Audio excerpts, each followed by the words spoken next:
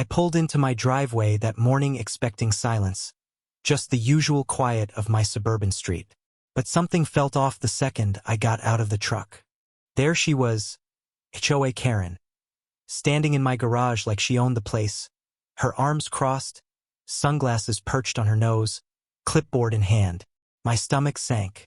How could someone just park in my space without asking? Without warning? My heart started racing, and a part of me froze, unsure whether to yell, argue, or run. I stepped closer, trying to find words, but her smirk stopped me in my tracks. She had that look, the one that said she thrived on control, on bending the rules until they served her. And right now, those rules didn't include me. My garage wasn't just a place to park my car. It was mine, my space, my sanctuary. Seeing her there felt like a violation, like someone had stepped into my life uninvited and declared themselves in charge. For a moment, I thought about calling the police, but part of me hesitated. This wasn't just a dispute over property. It was a power play, and I could feel it simmering under the surface. Tension crackled between us like electricity. I clenched my fists, my mind spinning with every possible scenario. If I confronted her, things could spiral. If I ignored her, she'd take it as permission. And yet, staying calm was impossible. In the end, I did something unexpected. I reached into my pocket, unlocked the padlock I always kept on the garage door, and I locked it. Just like that, I shut the door on her. I didn't say a word. I didn't explain. I just turned away, walked back to my truck, and drove off without another glance. I didn't go home. I didn't call anyone. I vanished. 5 days of silence. 5 days of wondering if she'd storm through the neighborhood, call the cops, or worst of all, figure out exactly what I had done. Every hour, every minute, I felt eyes on me, imagined her plotting my every move. My sanctuary had been invaded, and the question that haunted me didn't leave my mind. What would she do next? I knew one thing for certain. When I returned, nothing would be the same. And whatever was waiting behind that locked garage door was far from over. I drove without a destination, letting the tires hum against the asphalt as the neighborhood disappeared behind me. My mind raced, replaying the morning over and over, the way her smirk had stretched across her face, the smug tilt of her head, the clipboard clutched like a weapon. This wasn't the first time HOA Karen had overstepped boundaries. She had a history of treating our little suburban street like her personal kingdom, enforcing rules that seemed arbitrary, picking fights with neighbors, and reveling in the discomfort she caused. But this was different. She hadn't just knocked on doors or left passive-aggressive notes on windshields. She had parked in my garage, a private space I had always considered untouchable, a place where I kept more than just my car, memories, tools, even my father's old motorcycle. That garage had been part of my life for years, and now it had become a battlefield. The audacity of it made my chest tighten and my thoughts spiral. As I drove, fragments of the past flashed through my mind. I had tried to stay cordial, even friendly, with HOA Karen when I first moved here. I'd smiled politely when she lectured about lawn heights, mailbox placement, or the angle at which my trash bins faced the street. I had tolerated her endless meetings, her complaints, her insistence that she knew what was best for everyone. For a while, it was manageable. But over time, it became clear. She wasn't just strict. She was controlling, and she enjoyed making people feel small. My confrontation with her wasn't just about a car in a garage. It was about standing up to someone who thrived on power, someone who wanted to dictate how I lived my life. Every stoplight, every empty rest area along the road, became a place to replay what could happen next. I thought about my neighbors, some intimidated, some silently cheering for her to fail. Who would support me if this escalated? Who would step in when she inevitably tried to assert control beyond reason? I realized how isolating it had become, how alone I really felt when rules and authority clashed with my sense of fairness. Even in the 5 days I disappeared, the tension gnawed at me. I imagined HOA Karen pacing outside my house, phone pressed to her ear, voice sharp, plotting her next move. I imagined the garage door, the way the sunlight had glinted off the metal lock, and I wondered what she might do if she tried to break it. The thought of confrontation, of seeing her smug expression again, made my hands clench involuntarily. But there was another side to it too. Beneath the fear, beneath the frustration, there was a strange thrill in reclaiming control. I had taken action in my own way, stepped outside the predictable confines of the neighborhood and its petty rules. The tension wasn't just from fear, it was from empowerment, the heady sense of doing something bold, unpredictable, and necessary. As the fifth day dawned, I realized the stakes were higher than I had imagined. My garage wasn't just a door I had closed. It was a line drawn in the sand. HOA Karen's reaction would determine everything. Would she back down, simmer in frustration, or escalate beyond reason? And more importantly, what would happen when I returned to face the consequences of my disappearance? When the quiet suburban street I had called home became a place of confrontation, suspicion, and unpredictable drama. For now, I remained on the road, haunted by the possibilities. Every mile I put between myself and that garage was a mix of relief and tension, freedom and fear. The story was far from over, and the question that gripped me most of all burned hotter with every passing moment. When I returned, what would I find waiting behind that locked door? By the time I returned to town, the neighborhood felt different. Even from a distance, I could sense the subtle shifts. The way mailboxes seemed to lean at awkward angles, how cars were parked with deliberate gaps between them, as if giving invisible space to the tension that had taken hold.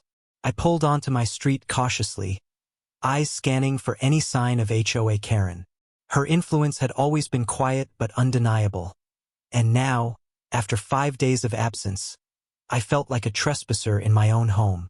But I wasn't the only one feeling the strain. Across the street, Mrs. Callahan, the elderly neighbor who had always kept to herself, now peeked through her curtains with a mixture of curiosity and worry. I caught her gaze and nodded slightly, an unspoken acknowledgement that she had witnessed the unfolding tension. It wasn't just my conflict with Karen. The whole neighborhood had begun to shift under her scrutiny. Some whispered about overreach, some about courage, and others, more quietly, about what might happen if someone finally crossed her line. Then there was Mark, my closest friend and the guy I had trusted since childhood. He had tried to advise caution while I was away, texting me warnings, telling me not to provoke her too much. But Mark didn't know the full story. He didn't understand how her presence in my garage wasn't just petty interference. It felt like an invasion of privacy, a challenge to everything I'd worked for. Our conversations had grown tense over the phone. I could feel his worry mingling with frustration. He wanted safety, I wanted autonomy. And that divide, that moral dilemma of action versus caution, gnawed at me almost as much as the fear of her retaliation. Meanwhile, HOA Karen's reputation in the neighborhood began to ripple like a stone in water. I heard snippets, neighbors claiming she had taken notes on every house, tracking routines, timing comings and goings. Some saw her as overbearing. Others whispered that she had more influence than anyone realized, capable of controlling property decisions or swaying board votes. I couldn't tell whether the fear I felt was rational or the product of her psychological games. But every detail mattered. Every look, every gesture, every conversation carried weight. And then came the small, unexpected complication. The community's neighborhood app. Posts had erupted during my absence. Messages accusing me of disappearing without notice, questions about my intentions, subtle jabs at my supposed irresponsibility. Some neighbors sided with me silently, others subtly defended Karen, posting about following HOA guidelines or respecting shared spaces. The digital footprint of gossip added a new layer of pressure. Now, not only was my physical space contested, but my reputation was being shaped in real time, outside my control. Even in private, I began to see cracks in my own judgment. Had I overreacted? Had I escalated this beyond what was necessary just because of my pride? Could I have handled it differently? Each question clawed at me, tangled with my anger, and left me uneasy about what would happen when confrontation became inevitable. I realized that Karen wasn't just an obstacle. She was a mirror, reflecting flaws and insecurities I hadn't fully acknowledged. As I walked past the rows of houses, I noticed subtle foreshadowing of what might come next. The garage lights on in my neighbor's driveway, blinds twitching as someone watched, the faint sound of footsteps where none should be. Every detail seemed loaded, every moment pregnant with possibility. The tension was no longer just about one locked door. It was about the moral choices, the fragile trust, and the emotional currents that ran through this seemingly ordinary street. And as I approached my own garage, heart pounding, I knew the most complicated part of this story hadn't even begun.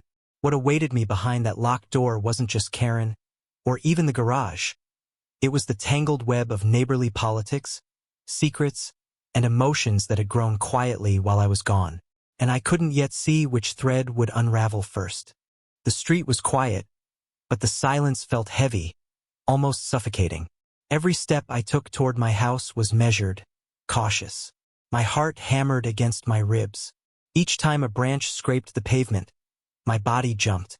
Every shadow seemed alive, waiting. The garage loomed ahead, dark and unyielding. That padlock gleamed faintly in the late afternoon light, like a challenge. I could hear footsteps behind me, quick, careful, deliberate. I turned, but no one was there. Only the wind through the trees, or maybe the wind through my nerves. I pressed on. With every step, every heartbeat, I felt the tension tighten. HOA Karen had always known how to get under people's skin. She thrived on control, on chaos cloaked as order. And now, after 5 days, she had full knowledge that I had defied her. That knowledge hung between us like a storm cloud, heavy and unpredictable. I checked my phone. No messages. No texts. Just silence. It was unsettling. I should have called someone, at least Mark, to warn him. But something told me this had to be faced alone. Every scenario ran through my mind. Some realistic, some absurd, all terrifying. What if she had called the cops? What if she tried to force the garage open? Or worse, what if she had told the neighbors everything, painting me as the villain? And then I saw her, standing across the street, half hidden behind her own car. She was calm, too calm, clipboard in hand, eyes fixed on me like a predator tracking its prey. Her smirk was there. Oh, that smirk, the one that could make someone doubt themselves instantly. I froze. She didn't move. She didn't need to. Her presence was enough. I could feel the moral weight pressing down. Did I escalate this too far? Could I have handled it differently? My mind raced through possibilities, weighing pride against pragmatism. But the answer didn't come. The choice had already been made 5 days ago, and now all that remained was the fallout. I stepped onto my driveway. The garage door stood firm, unyielding. That small barrier, the padlock, felt monumental now. A barrier not just of metal, but of defiance, of principle, of silent battle lines drawn in concrete. The air was thick with anticipation. Every second stretched into eternity. Then I heard it. A car door closing somewhere nearby. Quick, deliberate. I turned sharply. Nothing. Or maybe someone was moving through the shadows. My pulse spiked. Every instinct screamed for action. To run. To fight. To hide. But I stayed rooted. Curiosity, fear, defiance. They tangled into something unrecognizable. A dangerous cocktail that pushed me forward rather than away. And then the moment stretched, suspended between past choices and uncertain outcomes. Her eyes locked on mine from across the street, and I realized just how much power a single glance could hold. A single glance. One that carried judgment, calculation, and the promise of escalation. I clenched my fists, took a breath, and prepared for what I knew was coming. But it didn't come. Not yet. The tension hung like a wire stretched to its limit. Every neighbor's house seemed to watch silently. Every shadow whispered. Every heartbeat thumped like a drum. I had crossed the line.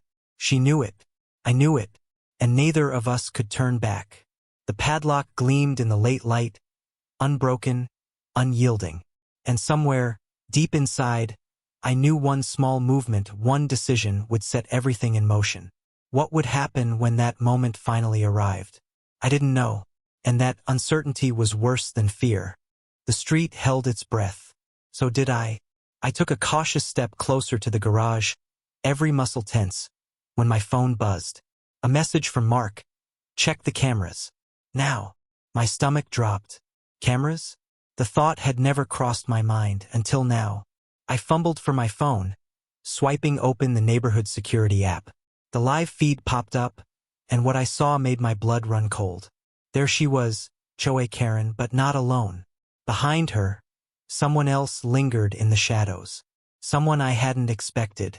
My own neighbor, Tom, the one I'd always trusted, the quiet guy who mowed his lawn meticulously every Saturday, was there, whispering, pointing toward my garage, nodding, almost too eager. Betrayal hit me like a punch to the chest. He had been feeding her information all along. Every absence, every routine, every detail about the garage, he had shared it with her. I stared at the screen, disbelief mixing with fury. How long had this been going on? Every subtle smile Tom gave me, every casual comment about the neighborhood. It had all been a lie. The man I considered a friend was in league with her. And now, with her poised across the street and Tom lurking in the shadows, the stakes had escalated beyond anything I'd imagined. Meanwhile, across the neighborhood, the tension was mirrored. HOA Karen's phone vibrated constantly, and I could see her glancing at it with that calculating expression. She wasn't just acting on impulse. She had a plan. Cross-cutting between her and me, the suspense tightened. The audience could feel the collision of motives, the invisible tug-of-war of control. Every second counted. Every small decision mattered. I backed up instinctively, pacing behind the screen, heart hammering. My mind raced with possibilities. Could I confront them both? Could I fight back without escalating into something irreversible? And what about the neighbors who were watching, either physically or through the app, silently taking sides? The moral dilemma was suffocating. Act too aggressively, and I risked exposing myself to the law or worse, vindictive retaliation. Do nothing, and Karen would have full control, emboldened by betrayal. And then the real shock hit. As I flipped through the camera angles, I saw a new figure approaching the house. My younger sister, Emily. Her face was pale, tense, almost terrified. She had come while I was away, trying to intervene, to mediate, and now she was caught between me and Karen, between loyalty and fear, right in the middle of this escalating chaos. The timing couldn't have been worse. Cross-cutting back and forth, I saw Karen's smirk fade, replaced with something sharper, more dangerous. She had sensed Emily's presence. My sister, the one I had tried to protect from neighborhood politics, was now directly in her line of fire. I had unwittingly dragged her into the storm, and the thought of what could happen made my stomach churn. And in that moment, a sudden truth revealed itself. The garage wasn't just a symbol of control anymore.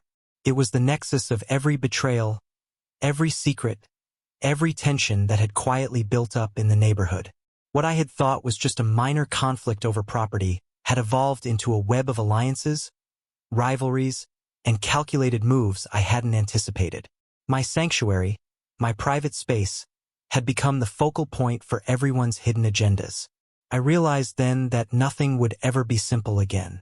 Every action from here on out carried weight, every decision could tip the balance. The betrayal, the manipulation, the lurking danger. It all combined to create a situation I couldn't predict or control. The suspense was no longer just personal. It had become a battle of strategy, loyalty, and survival. And as I stared at the screens, heart pounding, I knew the next move would define everything. But who would act first? Who would make the mistake? And what, if anything, could I do to protect the people I cared about while facing the consequences of choices I hadn't fully understood until now? The clock was ticking, and the storm waiting behind that locked garage door was about to break. I stepped out onto the driveway, every nerve on edge. The late afternoon sun cast long shadows across the street, stretching the tension between us like a taut wire. HOA Karen was there, clipboard in hand, eyes sharp and calculating. Tom lingered behind her, uneasy but still complicit. And Emily, my sister, was standing close by, her expression a mixture of fear and determination. I took a deep breath. This was it. The moment where choices mattered more than words. Enough, I said, my voice louder than I expected. The sound echoed through the street, bouncing off the houses like a challenge. Karen's smirk faltered just slightly.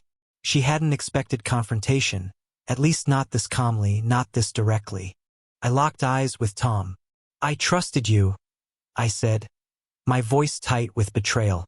And you chose to side with her.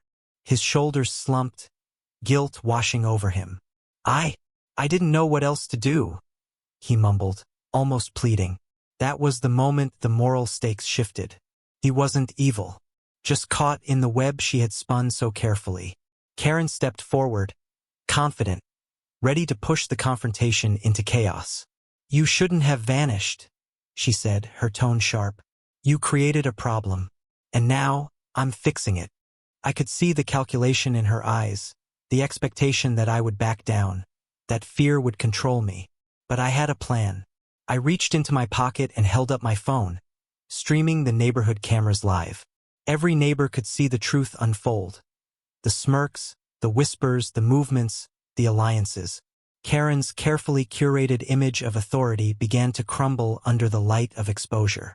The tension in the street thickened as neighbors emerged from behind curtains, out of houses, peeking at the scene. Eyes were watching, silently judging, silently shifting power. Emily stepped forward, her voice steady. This isn't just about rules or control. It's about respect. And this isn't right. Her courage cut through the tension like a knife. And for the first time, Karen's confidence wavered.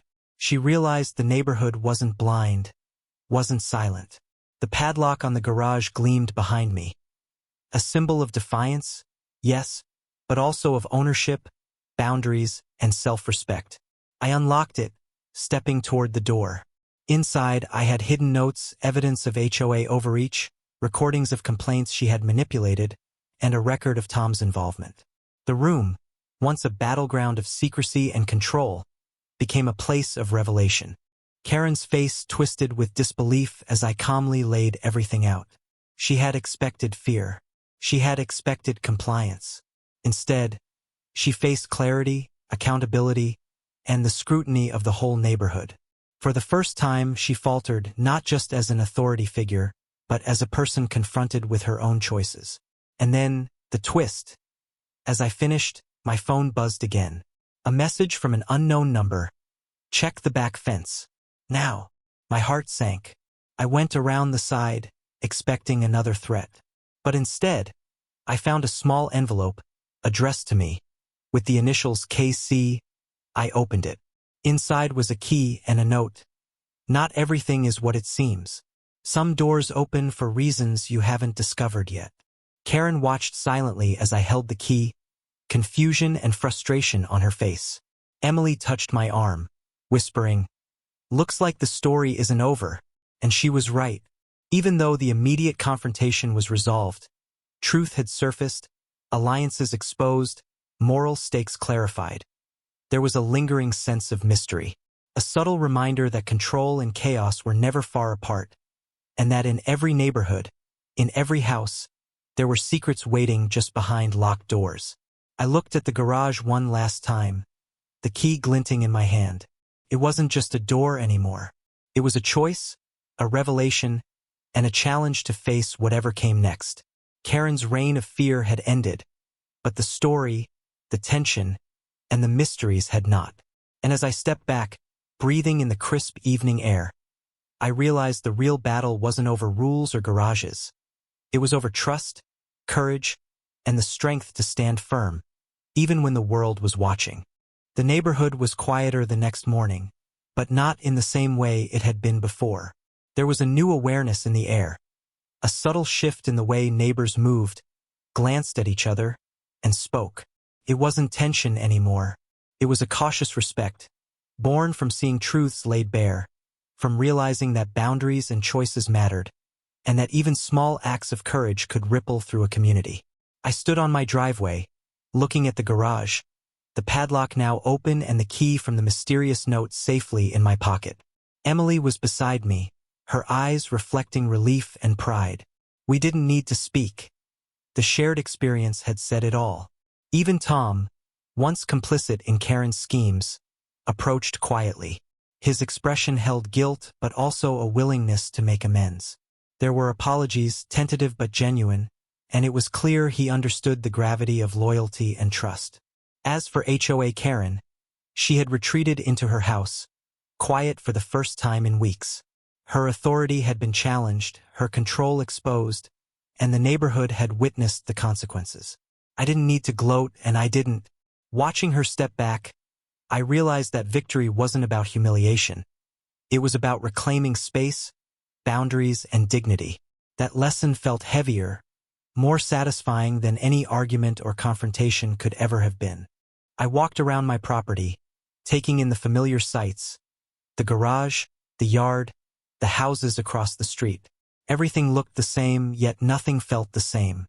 The struggle, the confrontation, the unexpected betrayals. It had changed the way I saw my home and the people around me. My perspective had sharpened, my sense of what mattered clearer. Courage wasn't about grand gestures. It was about making difficult decisions, standing firm, and navigating the messy, unpredictable threads of human relationships. Emily tugged gently at my sleeve, and I glanced at her. "We did the right thing," she said softly. I nodded, feeling a weight lift off my shoulders. But there was also a quiet understanding that this wasn't the end. There would always be challenges, manipulations, and moments when people tested boundaries. What mattered was how you responded, whether you faced the tension with integrity and courage or allowed fear to dictate your actions. I thought about the key and the note. Not everything was revealed yet. Some doors, literal or metaphorical, remained closed for a reason. Life, I realized, often leaves room for discovery. Unexpected truths, new lessons, and subtle mysteries that remind us we're never fully in control. That reflection left me feeling both grounded and alert, a mix of satisfaction and curiosity. As the sun began to set, casting warm light across the neighborhood, I looked around one last time. There was laughter from a few neighbors, kids playing in the yard, the quiet hum of life continuing. Yet beneath it all, there was a sense of resilience, of community tempered by honesty and courage. I had faced fear, confrontation, and betrayal, and emerged with clarity, strength, and a deeper understanding of trust. And as I stood there, I realized the simple truth. Sometimes, boundaries must be defended, and courage must be shown, even when no one is watching, even when the outcome is uncertain, even when the stakes feel impossibly high. Because the measure of who we are is often defined not by conflict avoided, but by conflict faced, and the choices we make in those moments. So I held the key, glanced at Emily, and smiled. Life would keep testing us, but we were ready. The garage had been a battlefield, a revelation, and a lesson. And in its quiet aftermath, I understood the most important truth of all. We don't control everything, but we can choose how we respond, how we protect what matters, and how we stand firm when it counts. If there's one thing I hope everyone takes from this story, it's this: never underestimate the power of standing up for yourself, trusting your instincts, and navigating conflict with integrity. Because the doors we choose to open or keep locked can change everything.